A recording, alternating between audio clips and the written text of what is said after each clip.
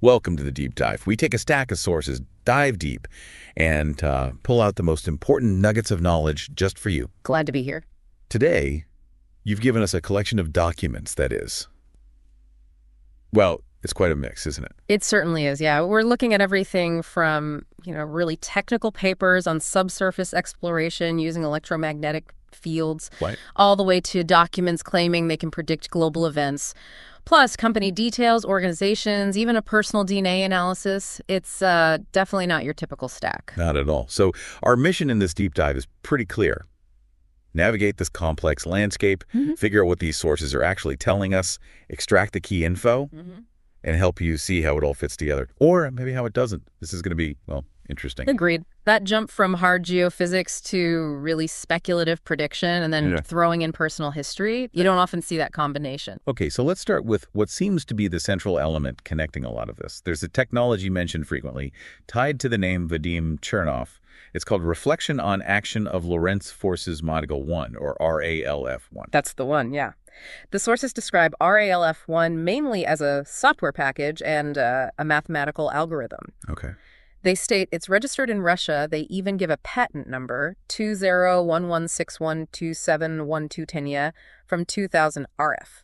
And its basic stated purpose, especially those more technical documents. What's it supposed to do? Well, its stated goal is to figure out the physical properties of objects where you've got electrical currents and magnetic fields involved, especially in cases where you can't, physically put measuring devices on or near the object. Okay.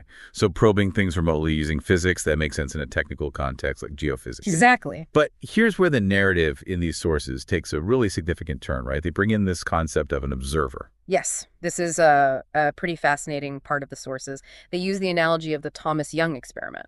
The double-slit experiment with light. That's the one how light seems to act like a wave or a particle, depending on if you're watching it. They use that to introduce RALF1 as a kind of software observer. Oh. And according to these documents, this observer can actually predict upcoming events. So wait, the claim is the software isn't just measuring what's already there, but it's somehow observing reality in a way that reveals the future. That's quite a leap from analyzing physical fields. It is a big leap. The sources present this ability as different from, say, traditional simulation methods.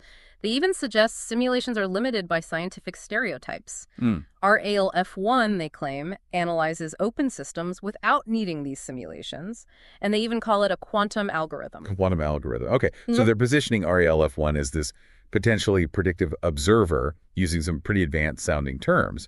But like you said, when we look at the more detailed technical sources in the stack, its main stated application seems much more grounded, exploring the subsurface, the Earth, using electromagnetic methods. Exactly. That's where a lot of the technical meat is.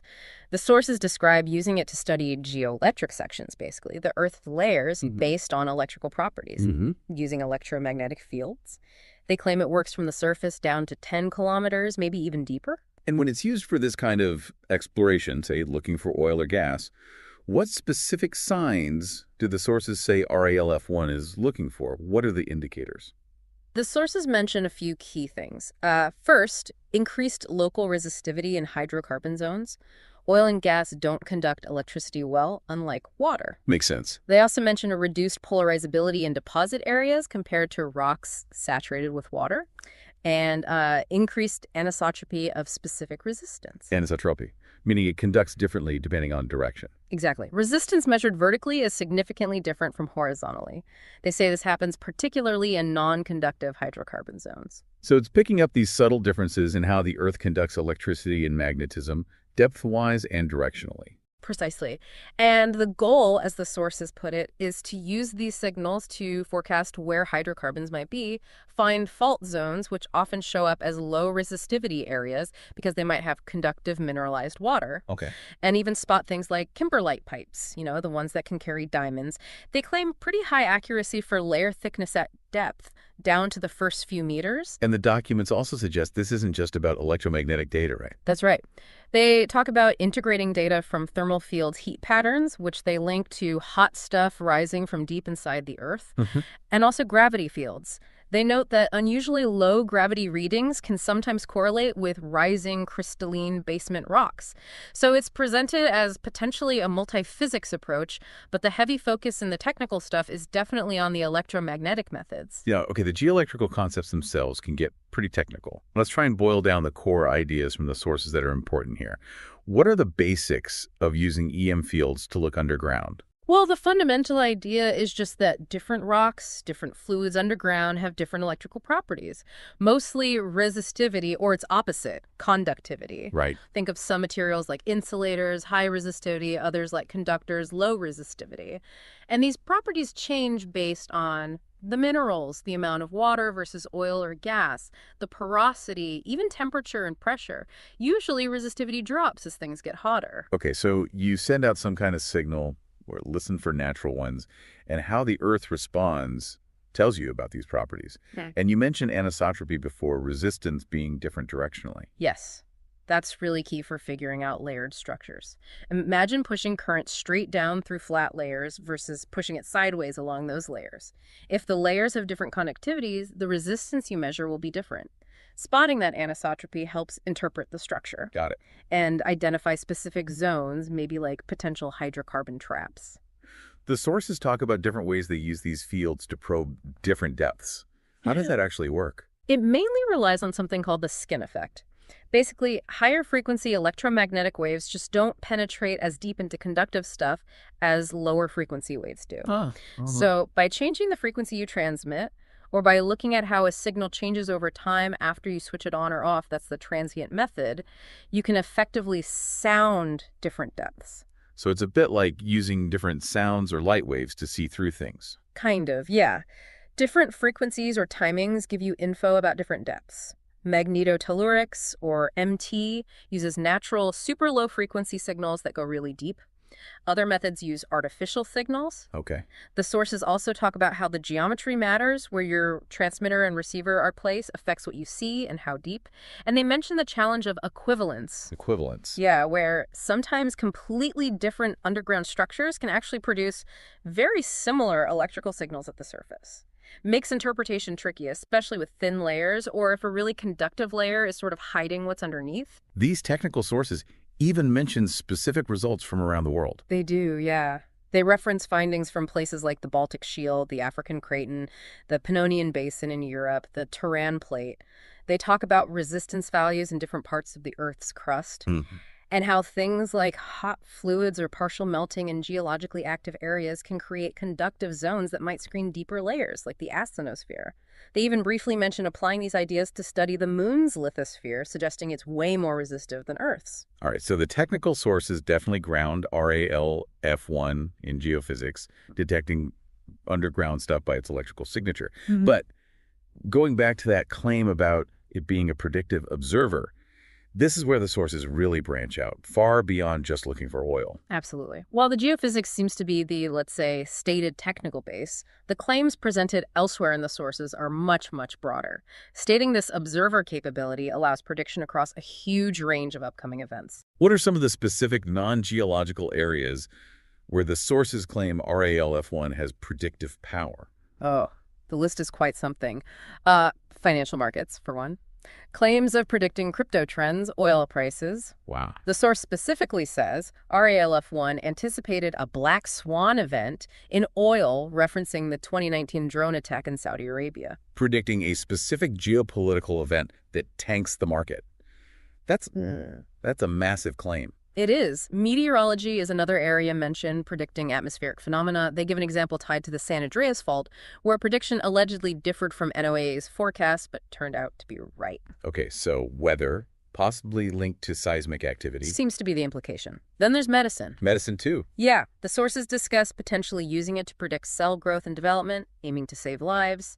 Things like predicting cancer recurrence. They link this to work related to a Dr. Belinda Parker. From deep earth to the human body.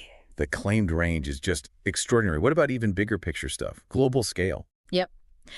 The sources propose using this technology to study Earth and the universe to predict and maybe head off various global threats. We're talking meteorites, earthquakes, floods, even potential pole displacement. Okay. And also human-caused things: wars, epidemics, famines, crime. So essentially a universal threat prediction system. That seems to be the scope presented in that particular source, yes. Yeah. And finally, related to security and defense, specifically mentioning Ukraine, the sources claim the tech can predict the intensity and location of bombings using historical data. This is presented in the source as a sort of Occam's razor application, making sudden, deadly events predictable to potentially save lives. These are just incredibly ambitious and very disparate claims. Linking geophysics to predicting oil, yes, but then to cell behavior, global conflicts. Wow. Do the sources offer any kind of validation or, recognition for these extraordinary claims? They do provide some specifics that they present as validations or applications. So in oil and gas, they mention a specific validation by Loyal in Russia, dated 2009. Vadim Chernov is noted as getting a diploma from the Russian Ministry of Natural Resources in 2010 for contributions to oil and gas search. RALF1 is stated to have been used in Poland and linked to exploration in Vietnam. Right. And a company, Geoneftegaz JSC, is mentioned using related techniques HRESIP and operating in Russia, China, Mongolia, Indonesia. So some reported success and recognition within the established oil and gas world, according to these documents. That's what the sources present, yes. Now, regarding the claims about predicting events in Ukraine, Yes. the sources include excerpts from what they say is an open letter dated September 14th, 2022, from the National Security and Defense Council of Ukraine.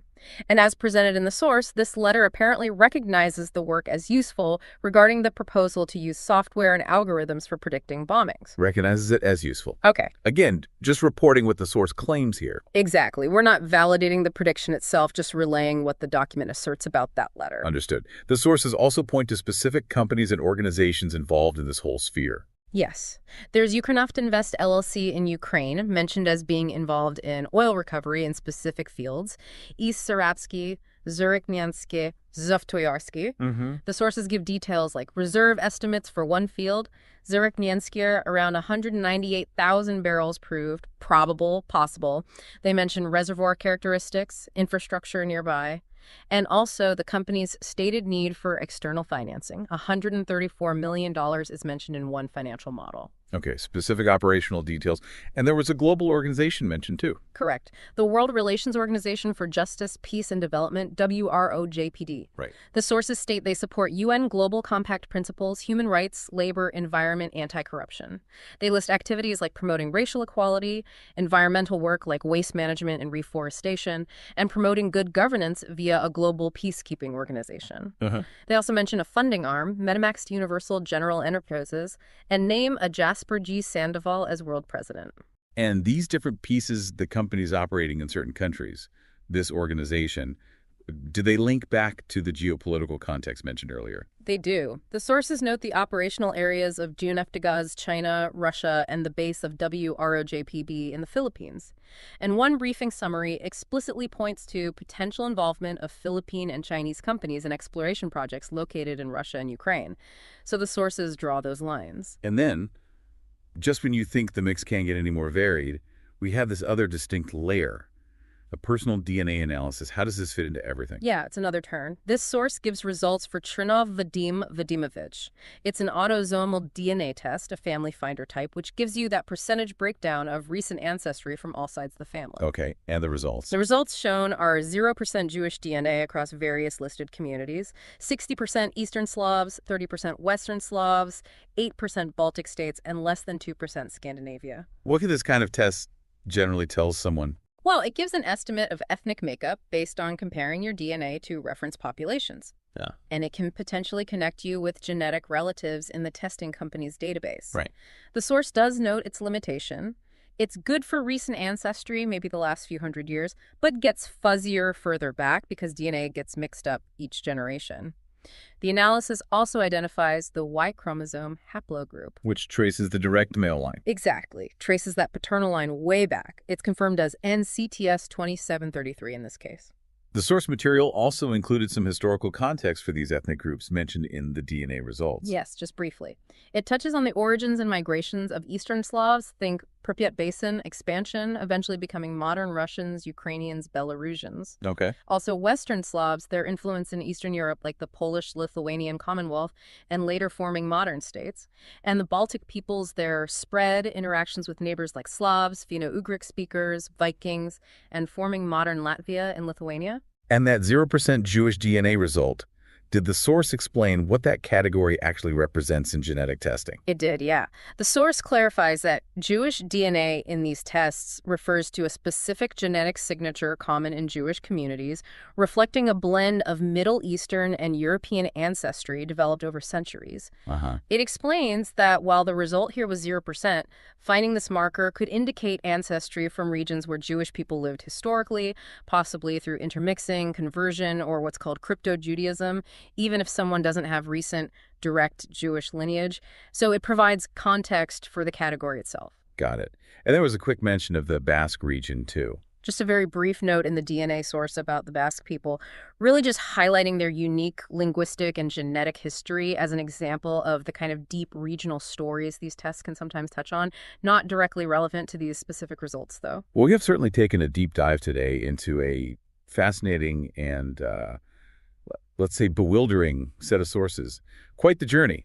We've gone from the deep earth, looking at electrical properties, to claims of predicting global events, financial markets, even human health, all apparently linked by this core technology, RALF1. We've seen the reported applications in oil and gas, noted these connections to specific companies, international organizations, and even looked at a personal ancestry profile. It's quite a collection. It presents a very ambitious narrative linking a specific technical foundation geophysics to these incredibly broad predictive claims, and then wrapping it all with business context and personal info. So this really leaves us, and you listening, with a big question, doesn't it?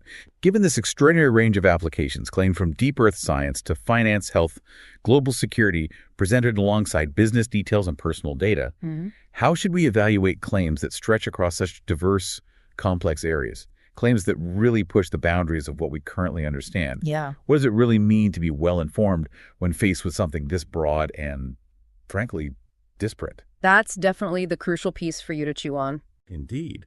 Well, thank you for joining us for this deep dive into a truly unique stack of sources.